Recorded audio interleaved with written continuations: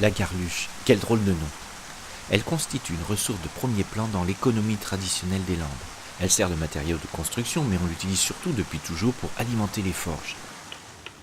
Donc sur nos sites archéologiques du lac de Sanguinet, pour l'âge du fer, on a des traces de métallurgie du fer, mais de façon indirecte. On n'a pas d'objets qui sont préservés, mais on a des scories de réduction, des scories de forge qui montrent que le fer a été travaillé et exploité dans la région.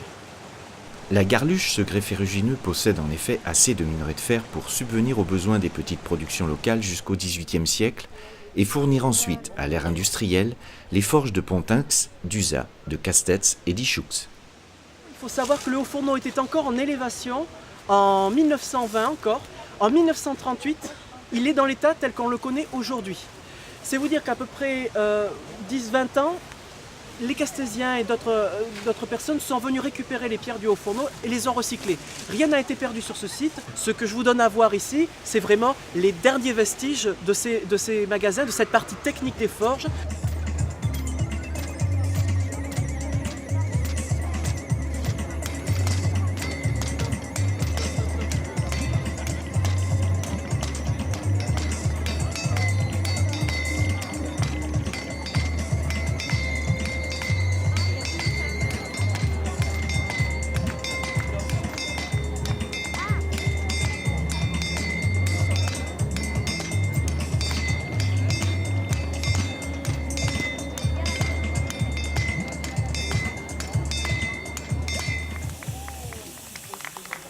À la fin du XIXe siècle et du début du XXe, l'économie est bouleversée.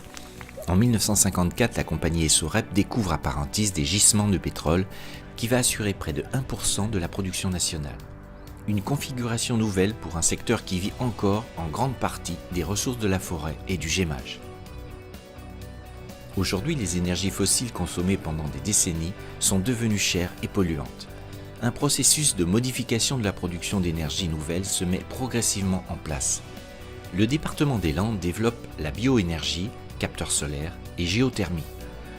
Une exploitation de tomates sous serre chauffée grâce à la géothermie issue de l'exploitation du gisement pétrolier de Vermillon a été créée en 2006 à Parentis. Un bel exemple de recyclage d'énergie renouvelable. En parallèle à ces nouvelles sources d'énergie, la forêt reste encore aujourd'hui la principale ressource renouvelable des Landes.